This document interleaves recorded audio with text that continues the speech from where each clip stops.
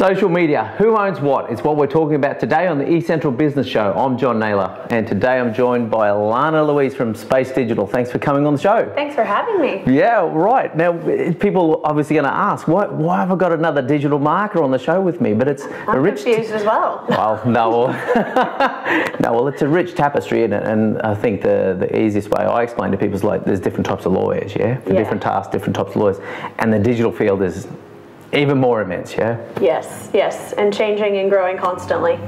yeah. One thing I just spoke about too, I was writing about in my blog is, the internet advances in dog's years, so it's 133 years old in ways, great. That's interesting. Yeah. When you think about it. It's a very good way of looking at it. And I've been around since the beginning. Oh, the beginning. Changes daily. Now, anyway, let's try and catch people up because a lot of people are confused about who owns what right in the day. And I think I'm even up on the latest. But let's start out because even there's that question of like, when I post a YouTube on Facebook, why is it being minimized? Yeah, absolutely. So I got this question from a client the other day. They sent me a screenshot saying, why is my YouTube link so small and how can I make it bigger like all the other videos on Facebook? Well, because YouTube is actually owned by Google and Facebook wants to be their own Google. That's why they've got the search functionalities and everything. Facebook does own Instagram, but no, they do not own Google, and Google does not own Facebook. They are competitors. So Google, sharing a Google link on Facebook is not going to get you the same kind of reach. They're going to give you very minimal reach, and they're going to give you very minimal space. So it's going to be very small. It's not going to be a whole video. It's going to be a very small square link because they're competitors. So they don't want you sharing Google on there. They want you posting that video to Facebook because they essentially want to be their own YouTube as well. Facebook wants to be all. So they want to be their own search engine. They want to be their own YouTube. They want to be pretty much everything. So yes, Facebook and Instagram do work together, and Messenger as well. So Facebook owns each of those elements. And as I said, Google owns YouTube. And then we're looking at LinkedIn owning Twitter. So yes, there's a lot of families going on there, but you just need to know your families when it comes to social media. Yeah, well, I know that's even one thing is I'm very focused around YouTube and LinkedIn are my top two in terms of the eCentral Business Show. Is like so, and I saw that happen the other week where, and it seems to be just a small change that happened just recently. Is like posting a YouTube to LinkedIn. Crazy as it is, try and keep up if you can. So a YouTube page to LinkedIn came up as just another small. little link. And did you have many likes? Was there much engagement? Virtually none. They give you. These algorithms. They're very smart. And for those who don't really know what an algorithm is, because it's kind of one of those marketing lingo words. It's essentially how they decide what the reach is and what is going to come up on your news feed. I mean, there's so much to it, but essentially they decide what's going to be on your newsfeed, and part of their algorithm is you posted a competitor's link, we're not going to give you a high reach. So that's actually part of their algorithm, is knowing that that's a competitor's link, and we don't want that. Yeah. Now that's I guess when it comes down to it, these guys don't want to give up the audience. They want them to stay in the platform, don't they? Exactly right. So especially like you think about Facebook, LinkedIn, the same. You share a YouTube video, then it's going to take that user off of Facebook into a YouTube app, which you actually think you have to have the YouTube app on your phone in order to even watch the video. So that's actually leaving their platform, and that's their worst nightmare. Like they don't want that. They want you staying on their platform. They're constantly putting things into place so that you stay on their platform and that you don't leave to external sites. So that's exactly right. They do not want you leaving their platform. Yeah, and that's what you see constantly now. And one of the things I've always said to people in terms of website strategies is that you're trying to bait people out of the platform. You're trying to get them to leave.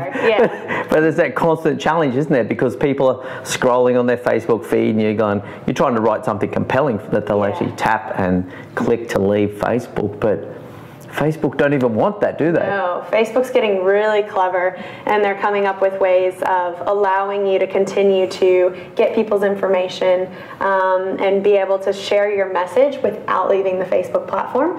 So things like there's these lead gen ads that are on Facebook where Facebook gives you can create your own landing page on Facebook. Oh yes, I've seen one or two of them, Yeah, and they have a form, and it's an auto-filled form, which makes it even easier because you don't have to put in your email, it just does it for you.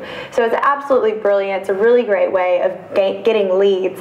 And the best part for Facebook is you're not actually there, the user isn't leaving Facebook. It's all there on the Facebook platform. So as a result, because we're not sending them off site, those ads seem to perform better, probably because Facebook's going, yay, they're not leaving the platform to an external site. So we're going to put that ad above your ad, which goes to a landing page. Yeah. So I mean, definitely I'm all about testing both. Test a landing page and test your lead gen. Don't put, all your fish in one bowl kind of thing, but it's definitely, Facebook is constantly figuring out ways to help us continue to share our message, but not letting us leave the platform, not letting the user leave the platform. Yeah, and that's again, and that's in the Facebook genre, and then we see the same thing happening in LinkedIn or whatever format. The LinkedIn post. Yeah, having the LinkedIn.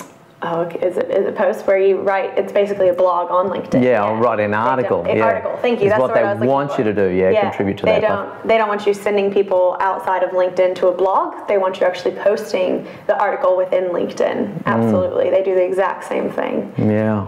Well, that's it. So that's the sort of thing. So there's a great challenge around these sort of platforms, and so don't be surprised when not only your digital strategists and digital marketers are talking to you about what you should be doing and which platform you need to dedicate to, but just know well that these different platforms are going to try and restrict you to those platforms, and that's, I guess, probably one of the takeaways for today, Lana. Yeah, absolutely. All right, cool. That summarized it well. We might, okay, thank you very much. Well, we might shoot another one because we're coming up on 7 minutes of time here, so we're going to meet a bump, and maybe in the next video, let's open with a discussion of time limits, yeah? Yeah. What do you reckon about that? Yeah, all right. Lots to say. There we go. Next time on the eCentral Business Show. Thank you very much, Lana, for coming on this episode.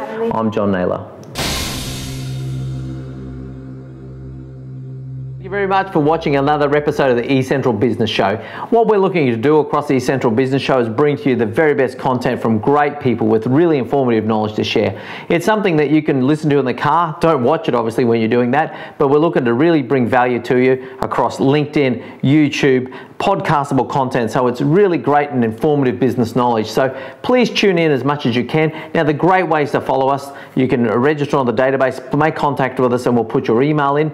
We're going to tell you each month what great videos will come out and just give you a curated version through the eCentral magazine, where we're going to send you the most popular videos for the month.